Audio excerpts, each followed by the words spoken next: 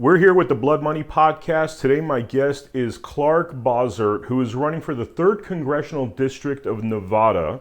How you doing, Clark? I'm doing good, Vem. It's great to be here. Thank you for having me. Thank you for coming. So, Clark, let me ask you, the name of the show is called Blood Money because every episode we ask the guest, what does blood money mean to you?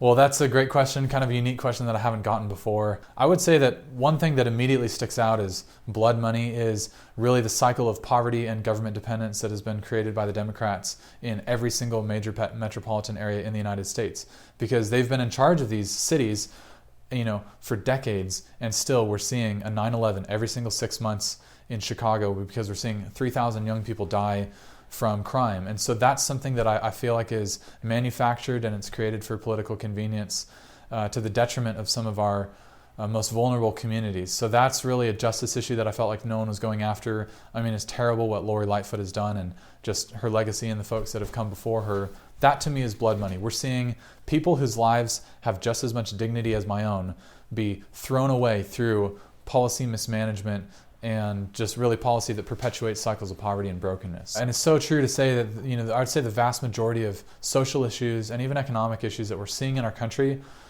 nearly all of them can be traced to fatherlessness in our country. Fathers are so huge, and of course mothers are as well, but we really have just such a crisis of fatherlessness or fatherless folks. And I'm actually involved with an organization called Dad Inc. here in Nevada because the federal government stepped in and partnered with the church that they said, hey, we've got, I think it was about 65,000 gentlemen here in Nevada that have no legal right to see their children because they're behind on their child support. So this is a huge problem, and it's also a drain on our social safety net programs. Can a church step in and try to alleviate some of this and make a difference? So I've been involved with that program for, I guess, coming up on a year now. But it's really tragic, and I really want to see a lot of that change. So there's two ways. We don't need to dive into all of this, but there's two ways that you can fix problems in a country. One is through legislation, and the other one is through certain conversations being elevated to the national level. And I cannot put a father back in your home 20 years ago. Of course, I could pass a piece of legislation that funds a new program that spends a ton of money, that tries to make a difference, but there's just some things that you can't fix through legislation, but you can fix through being a figure on the national level that's just trying to have a conversation. And for instance, say, hey, dads out there, listen, even if you feel like you've been a bad father, nobody can replace you. Make that call to your kids. Stop by their house. Get caught up, be in their lives, because the data all shows, even if you have a bad mother and father kind of relationship, even children that are raised in that context are much more successful and have better outcomes than children that did not have any father figure at all. So that's a crisis that I really want to address, and it's a passion on my heart, and maybe not as core to the campaign in terms of what I typically communicate, but it is something that I really want to see changed in America. So we're talking about 3,000 young men mostly that are getting killed in Chicago. Why isn't the government over there, especially the people ingrained within that community, doing anything about this carnage, the 9/11 every 3 months or 6 months? Yeah, well, I'll tell you, this is the super savage, honest answer. The reason that they're not doing anything about this problem is because they like it the way it is. And that's a pretty radical statement to say, but Democrats prefer the status quo. They want things to continue just the way that they are for the sake of political convenience, because they come around every 4 years and say, don't you dare step out of line and vote Republican, otherwise you're going to lose a benefit. Mm-hmm. So it's just what they've done, and they're trying to cement. We're seeing this in Texas. We're seeing this all across the country. Democrats are trying to cement their advantage because they believe, and I don't believe this, but they believe that demographics is destiny. So depending on the color of a person's skin, they have a right to win an election in a certain area. I fundamentally disagree with that. I think that I have no right to know anything about you, whoever's watching, whether you're, whatever ethnic group you belong to. I don't know anything about you, and I have no right to assume anything until I've met you and spoken with you and discovered what's important to you as an individual. I can't make any kind of judgment based on skin color, but that concept is anathema to who the Democrats are and what they believe. Case in point with Obama. What does a rich, elite, Ivy League, educated, elite person have anything in common with the average person that's struggling to get by But he would say, hey, just because I'm black, I'm one of you.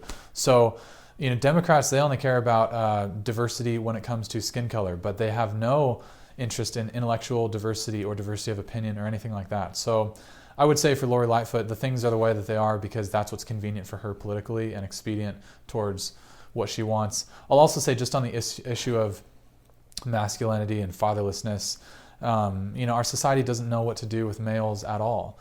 And to be a man, you've got quite a bit of initiative, you've got a lot of aggression, a lot of passion, and that's really essential because how else are you going to storm the beaches of Normandy?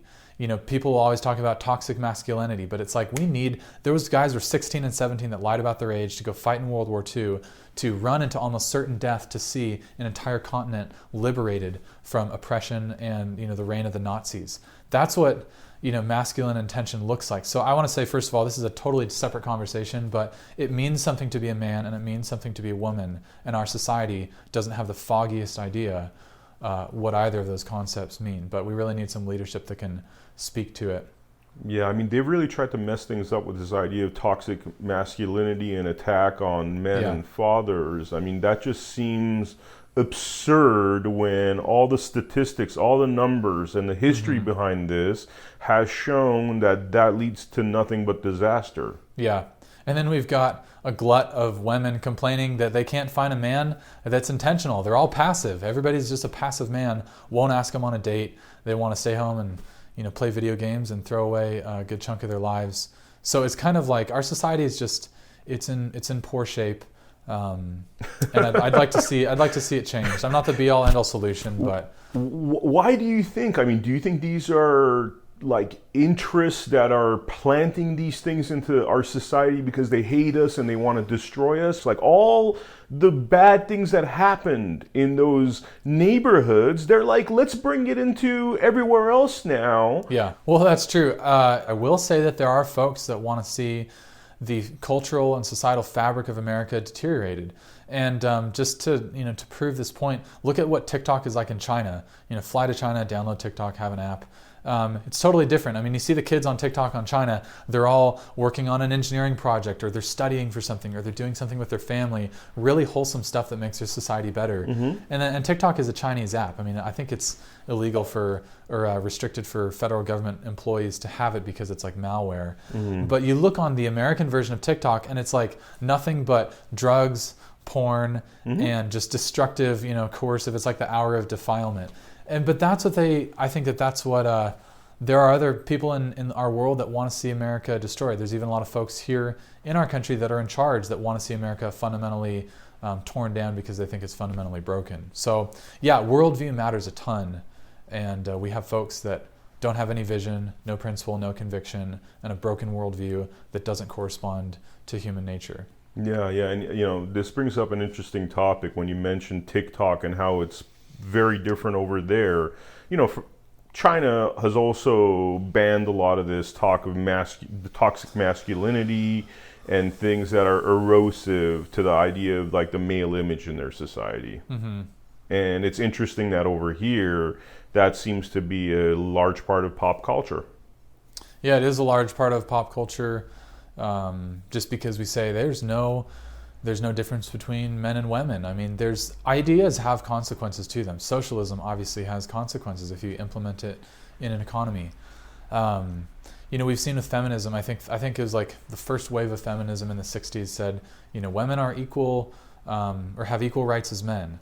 And then I think it was like second wave was women can do just as well as men. So they can carry a 150-pound pack in the military. There's some things, there are biological differences. I think it was Elizabeth Warren or somebody that said that sex is only loosely biological. I was like, it's completely biological. Gender, maybe that might be a bit of more of a like social construct type thing. But then now we're in third wave feminism, which is saying that women are men, but they're just bad versions of men. They're just low quality men. And that's not true. Women are beautiful. I'm married. I love my wife. But we're just losing a ton of that. And it's like, we're just in a mess. So maybe that point is neither here nor there. I know that we're supposed to talk about blood money. Yeah. But all of this affects human lives. This is blood money, though. This is blood money because blood is being spilled in a certain way by our society and culture Yeah. basically decaying, while other countries are using the principles we had, Yeah. way back when, and Yeah. at a time where society was healthier. So I see blood money all over this topic, Yeah, and I'll say this: whether an individual is thriving or suffering, there's always money to be made on the condition of that human, which Yeah. is super tragic. And maybe it's true that there's even a little bit more money to be made on their suffering than thriving. So, yeah, there's a heck of a lot of injustice. We really need to fight against it.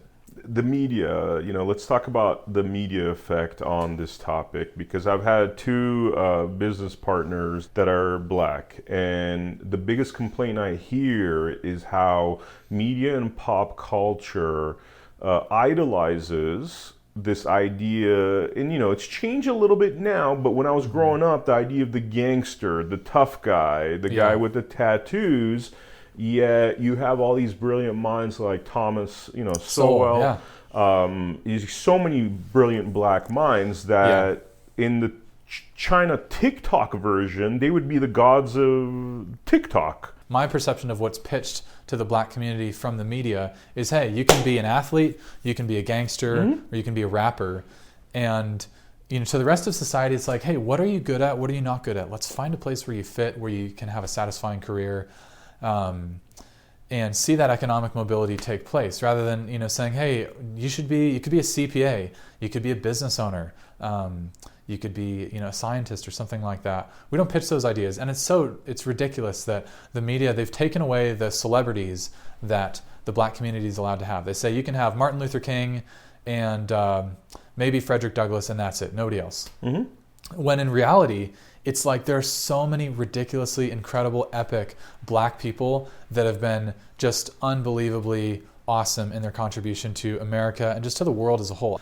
They don't let you know any of that because they don't want you to be inspired by your own past, because the African American community has been awesome for America. And after the Civil War, leading all the way up to the 60s, they had more economic progression, I guess, on a percentage basis than the white community. They were growing and they were thriving. And then they also had higher marriage rates than the white community. So they were doing awesome. And then in the 60s, what did we come in with? We started to incentivize the welfare system and say, listen, we wanted to get people on welfare and structure it so that you can make, maybe $40,000 in benefits, which is just enough to where you're never going to launch a career at $38,000, which disincentivizes work. I'm never going to disincentivize somebody to reach their God-given potential because work is dignifying. But then also, if you get married, you're going to lose your benefits. So it's like the government stepped in a very intentional, specific way to undermine the black community. Yeah, and it's like we don't talk about the scientists, the economists, all the professors, great writers that are. We talk about it, but the media doesn't talk about it. They don't idolize those kind of people like the way they do, your musician and athlete class. So what we're seeing, or what we have seen in the last 40, 50 years in the black neighborhoods, it seems to be now there seems to be an attack on fathers through the family courts, through really, social services to all communities. And one of the statistics I wanted to throw out there is that, let's say there's a breakup in the marriage, 85% of the time the father is removed from the equation and it becomes a single mom situation, bringing those principles that have been so destructive to the black community now into pretty much the rest of America. Yeah, and I don't know this to be a fact, but it's what I've heard as a personal testimony from some individuals that are involved in it. And they say that what's reported, at least here in Clark County, is that the courts say, all right, who's the richer parent? We're going to give the rights to the least financially stable parent, and then we're going to make the richer parent pay out the nose, to have custody of their kids. So I don't know that that's a fact, but that's what I've heard, and I think there's a good chance that that might be true, which is totally unjust. I mean, it should say, hey, who's the more qualified parent? Like, we have to have the mindset of what's best for the kids. Same is true for our Clark County school system. Right now, we've got a broken incentive structure where we've got teachers unions and then school boards and superintendents and principals and teachers, and then you've got the kids there at the bottom, and the money just funnels right up, and it doesn't funnel back into how can we make education better for children so that they're prepared to launch when they're 18. In this incentive structure, it's just broken, and the children are getting screwed, and nobody at the top is paying for it. That's why nothing's changed here in Clark County in a long time. So I want to make some changes there. But yeah, to your point, with the family law situation, it needs to be better. We need to say, guys, we as a moral society, we have to do everything that we can to look after those that are most vulnerable among us and least able to protect and defend themselves. That's children. So that needs to be the heart posture of anybody involved in that entire situation. What's going to be best for the kids? What separates your typical politician and this new refreshing group of politicians is the fact that the new refreshing group actually has the courage to talk about this. Yeah, well, I have the courage to talk about it, I think in part, I'll preface my statement by saying, I am a constitutional, originalist, Christian, conservative, grass-fed, corn-finished American candidate. I'm a lifelong Republican. I was raised Republican, and I love conservatism. I would say that my willingness to venture off the beaten path is because I think that I've not been on the beaten path. I've kind of like ventured in out of the forest onto the trail, and now I'm running for office. And so I get that I may not be somebody's pre-selected choice for the Republican, Nevada District 3 nomination, but I'm still running in this race because it's a privilege to be involved in our democratic process and civic life. So it's really exciting. But yeah, I'm comfortable to talk about any issues because I think, first of all, that there's more that we can do as Republicans and as conservatives to talk to engage with voters, more than just saying, hey, I'm pro-God, I'm 2A, and I'm anti-abortion. I'm like, guys, Donald Trump hasn't cornered the market on everything that it is to be a conservative, or I'll say more properly, just to be a Republican. I think that we can articulate the value proposition of conservatism to folks that have not traditionally been Republicans if we'll just put in the work and engage, for instance, with minority communities that the Republican Party, oftentimes they look at and they say, hey, it just doesn't make sense for us, financially or in other ways, just to engage in that part. It's too much work for not enough benefit. I'd like to just go. That's why I talk to everyone. But that leads me to the other topic, which is small business. Tell me a little bit about your thoughts on small business, your policies. How would you rebuild the middle class? I'll start with just even a little more of my backstory in regard to small business, which is that when I was in Southern California, I think it was 2008, I was in high school. I think I was maybe a sophomore. And that's when, the bottom fell out of the economy. And I lived in a small town of 25,000 people in the middle of the desert, and there were no jobs.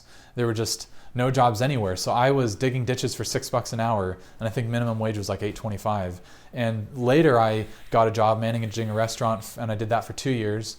And then from there, I got a job at a credit union. And while I was there, I was riding my skateboard up the hill to go to the community college because it was only $25 a credit to take classes. So I got my welding degree, and I was a welder.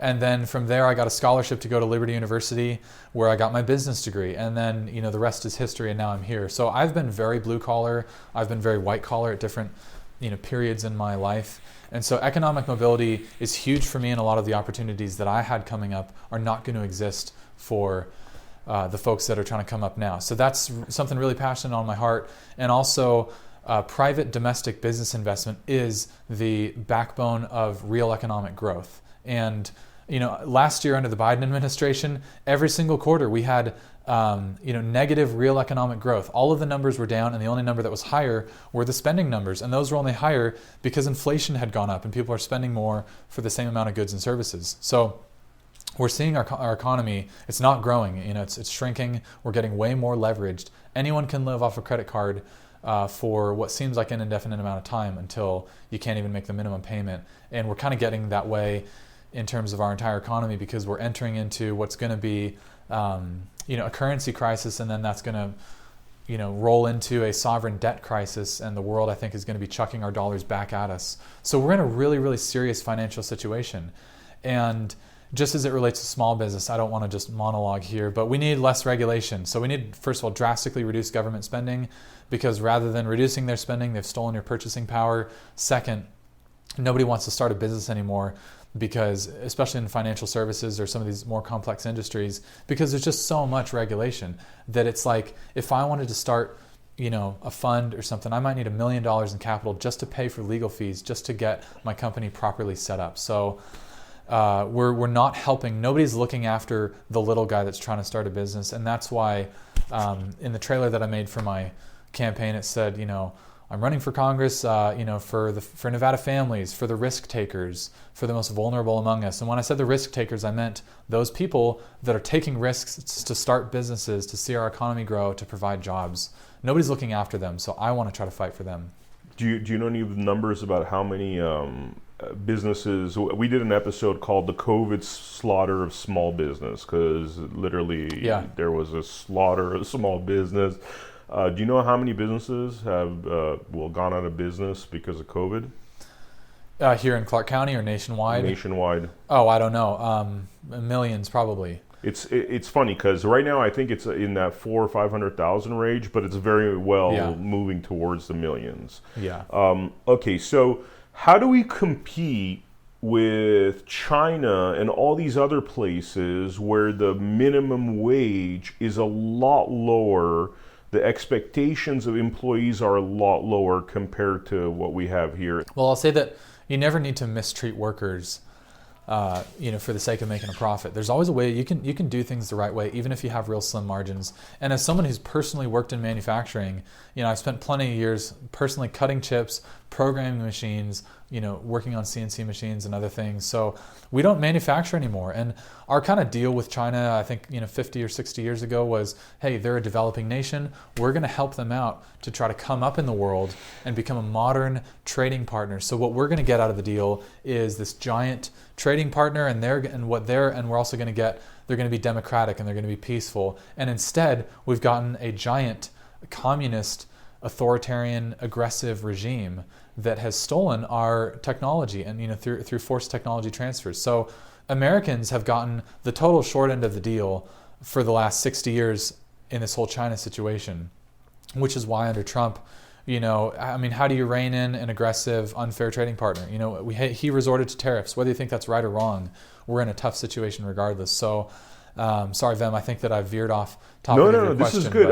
Are they? I guess there's a little bit of thanklessness there because if it wasn't for us, and now it seems like their politics have invaded our country, and in fact, that seems to be the policy of their president per the book that he wrote. Yeah. So there's a ton that we can do to improve our economy and bring a lot of these jobs back over. Just make things in America. And not all of those jobs are menial. Of course, there's a couple that might be, but guess what doesn't get stuck on ships? Things made in America. Mm-hmm. So let's make more things in America. There's no reason why we can't. We ship plenty of skilled labor overseas. We can bring that back here. Yeah. Do you think Trump was helping to that effect?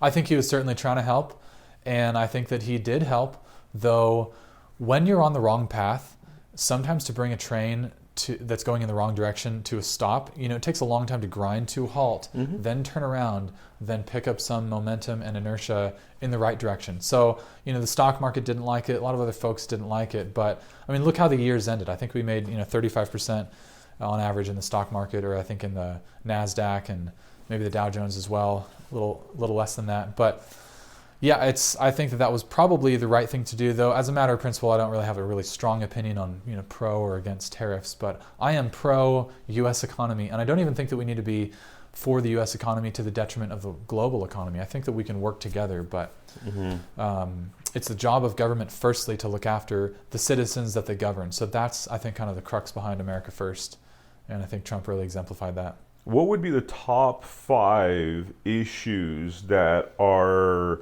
the most threatening and erosive to the United States? Yeah, well, it depends on exactly how you put it. Morality is huge, and I'll mention something in a moment on that. I'd say the top one is the erosion of our civil liberties and our God-given rights. That's what I'm really, really in the weeds, neck deep in that fight here in Nevada, because Canada has COVID camps. Look at Australia; they have COVID camps. We've had a dishonest narrative out of our federal health agencies, and they're stripping away our rights. Look at what's happening with the trucker convoy in Canada. People that they just want to work their jobs, and they don't want. We will always retain our autonomy as Americans, and just as people in the world to determine what we do or do not accept as far as what's put into our bodies. And Canadians are losing their jobs and their trucks, and they're getting arrested over it. So defense of our civil liberties and God-given rights. Next, our national debt and our economic situation is the greatest threat to national security that we have right now. So we have to get a wrangle on it. And it feels to me like neither party as a whole is really serious about solving the problem. Both of them are racking up ridiculous tabs that we have no intention of repaying the debts that we're taking on, which is dishonest even from the start. So that's really sick. And then, of course, education here in Nevada, there's no reason why we can't give kids a great education. That also attracts business investment because no one wants to come here if we don't have an educated workforce. And then after that, morality is huge, and we just have folks that may have gone to Harvard and maybe they're competent with a spreadsheet, but they just don't have any morals. And so they pass bills that spend money that we're not going to repay. And so the moral fabric of our society is really crumbling. And that's why in Democracy in America and in just our founding documents, our founders knew this doesn't work if we don't have a moral society. So, John Adams, I think he was talking about Haiti or, some other countries. And he just said, listen, because of the moral fabric of these other nations, I don't know if it was Haiti, there's a good chance that's wrong, but he said maybe the best that they can ever do is to have some kind of like authoritarian structure or a dictatorship, just because they couldn't steward freedom if you gave it to them, because freedom is always the hardest test to pass. That's when I was an RA in college, I saw young kids come in all the time, no parents, and loads of freedom. You can spend your time and your money however you want, and I saw a lot of them not finish the semesters well and have to get sent home. So freedom is really hard to steward, and it necessarily requires a giant amount of individual self-government and personal responsibility. So I can't tell you the right thing to do when you wake up in the morning, but you need to do what's right in your heart and be accountable, in my opinion, to God, but to whatever higher power is pertinent to you. So those are my thoughts. That's actually 4 answers. Maybe I'll just save the 5th one for another time. What do you think about the media's role in all of this? And if your answer is that they have a negative role, which I have a feeling that's where this is going, how do we fix that issue? Yeah. Well, I kind of want to come onto the fix first. Citizen journalism in this latest season has been awesome because we can hear who knows what about COVID, all kind of things. But I want to know, who's actually died? Whose relative or friend has died? Who do you know personally that died from COVID? What are your personal stories? And so it's really hard to find good information. And you can't make a good decision without good information. And so I've really appreciated, Project Veritas and some other folks that are they're on the ground with a camera, taking a selfie or taking a video saying, listen, I'm in Kenosha, or I'm in Portland, or I'm in DC. This is what I'm seeing. Or I'm in a private meeting. This is what's, this is how the sausage is getting made right now. So citizen journalism is really great. But yeah, as far as the media, they're just reprehensible in terms of the job that they've done to serve the American public with an honest narrative. It's just been totally dishonest. And they don't even cover so many huge stories that are happening. Like in Kazakhstan, there were police officers getting executed and beheaded. And the media said, oh, it's because, they didn't even tell you that part. They just said, oh, there's riots in Kazakhstan. I wonder why. Well, it's because of economic mobility and high gas prices. And I'm like, no. It's because their bank accounts were seized and they were frozen if you didn't have the vaccine or there's a mandate. So it's but nobody's going to tell you that. So all across the world, what I'll say is, first of all, if you're getting all your info from CNN or other mainstream media news sources, I'd say it's hard. Those people bait folks that are wanting to be an intellectual, and they say, oh, if you watch us, you're part of the in-group, you're an intellectual. But I'd say, listen, you're missing. That's exactly where you'd want to go. Even Wall Street Journal, which I love, that's exactly where you'd want to go if you wanted to miss everything that was happening in our country. Because they're all just simping for Biden 24/7. Yeah, and ignoring a lot of the real issues. They don't talk about what you talked about at the beginning of this interview, where there's a 9/11 that happens every 6 months in Chicago. They don't really dive into the reasons for that, it seems. And that's because narrative beats facts every day of the week. They're not interested in telling you the facts. They want to control the narrative. And that's the reason why they repeat the same thing over and over again, as opposed to dive into the thousands of stories that are happening on Main Street. Or I think people are wanting to know what's really happening. There's another faction of people that they're not wanting to know what's really happening because might be too painful and they want to live in the metaverse. But, it's our heritage that we fight for freedom. We fight for, the next generation. We fight for selfless causes. And right now, not a lot of that is happening in Washington, and I want to change some of that. How do you resist the financial temptations? How do you resist this culture of, hey, sign this bill that you're not going to read, right? And we'll pay you $250,000 to come make a 15-minute speech at Harvard. How do you resist that? How do you resist these Nancy Pelosi or Maxine Waters type politicians that are obviously making a whole bunch of money beyond whatever, their $180,000 a year as a Congress member? Yeah, well, I'm glad that you understand kind of the inner workings of how money in politics works, because look at the Clinton Foundation. I think it was Hillary that one day she was against the Iran nuclear deal, and then the next day Bill, and he gives a speech. I don't know if it was India, it was in some place. He gives a speech, and then a couple $100 million comes, or I don't know the exact sum, but millions of dollars came flowing into the Clinton Foundation, and the next day she's like, actually, I'm for the Iran nuclear deal. It's not such a bad idea. Mm-hmm. And that's how people sell their office. And it's illegal, but it's, there's legal kind of ways that they slip through. So that's how money does weasel its way into politics. The ways that you resist, the ways that you stay effective, I'll start with that, is that when you get to Washington, if you have skeletons in your closet, if you care too much about re-election, or if you care too much about money, that's how they leverage you into being ineffective. And so as a Christian, my thought on the money part is, what is $200 million in my pocket in the scheme of eternity when I have the opportunity to serve and affect the lives of hundreds of thousands of people whose lives have just as much dignity as my own? What I'm doing might seem more exciting than the mom raising the kids, or the guy running the business, or the child trying to get the grade in high school, but it's not more significant. So, there's only one style of leadership, which is servant leadership. And if you don't understand that concept, then you're not fit to lead on the national stage in this season. And then second, I don't have any skeletons in my closet. So I was in Phoenix, and there was a gentleman that said, "Oh my gosh, who are you? I've seen your face before." And I said, "Well, I'm Clark. I'm not from Phoenix, but I'm running in Nevada. I'm here for a political event." And he said, "Whoa, I work for a firm, and we've spent a ton of money on counter-opposition, research on you, and we can't find anything." And I was like, "Hey, I'm sorry. I married my wife. I married one woman, and I live in a 1,400 square foot house, and I don't know what to tell you." But so that's with the skeletons. And then if you care too much about re-election. So I'm putting in the grassroots effort right now. Mm-hmm. And because I just want to be honest, I don't know if there's Democrats or Republicans, independents, whoever's on the other side of the screen, I'm happy to engage with them. And when you do this kind of work, then if you get to Congress, you can say, listen, I'm here, and guess what? I'm beholden to nobody other than the folks that put me here, which is you, the voters, because I didn't get here through big money contributions or running a coercive ad or an attack ad or just basically buying an election, which is totally a counter strategy to what my opponents are doing in this race.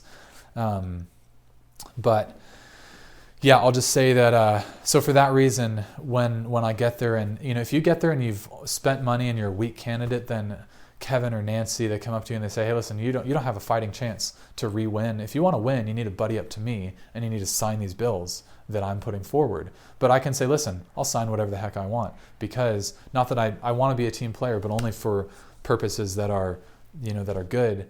And I'll say, listen, the people of Nevada District 3, they have my back because I put in the work. They know me, and they're going to turn out to vote next election cycle. I'm confident. I don't need your money. You can keep it, and I'll vote how I please. Thank you very much. Mm-hmm. And so you're doing like a grassroots campaign in terms of raising money? Yeah, well, we're raising money in a lot of conventional senses as well. But unlike my competition, I'm just, I'm making phone calls, I'm talking to people, I'm doing events, I'm being accessible, I'm showing up to every meeting that I can physically go to. Has there been people that have approached you with caveats? Yeah, well, I'll say that, uncommunicated expectations are the root of disappointment. So when I talk to a donor, I'll say, listen, I love our country, I'm honest about who I am, and I'm doing everything that I can do to see transformation in our country and in your representation in Nevada District 3. But I really need your help. So if you can write a max check, I need that $5,800 check. I need you to write it. But here's what it's going to get you. It's going to get you the exact same amount of access to me and representation as any other Nevadan would have. And if you're satisfied with that, then by all means, I need money. I'd love to take your money. But if there's any kind of stipulation of saying, hey, let's talk later. I'm like, no, let's just talk now. When there's the really rare occasion when someone says, hey, are we gonna like move forward with this thing? I'd say, well, we didn't discuss that at the time of the donation. And thankfully through WinRed, I can just issue a refund right now. So if there's a caveat, you'll have I don't want your money. I do not want it.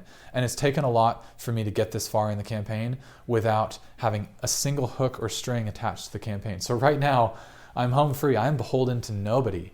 Nobody owns this campaign. Maybe Cracker Barrel, because I love Cracker Barrel. But other than that, there's no lobbies, there's no big industry partners, there's no individual donors that have a string in this campaign. And how's that been? I mean, are you satisfied with the fundraising, or how do you feel as far as how it's going? Yeah, well, it's been challenging. And of course, I'm the latest entrant into this race. So I just launched my campaign and had my campaign launch on January 29th, even though I'd gotten some of the infrastructure together before that.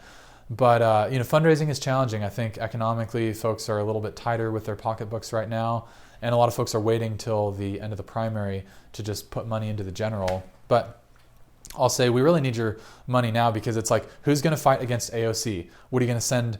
A 60-year-old person that's how is she going to lead, or how is somebody who's less relevant going to try to fight against the radical socialist agenda that's taking place in Washington?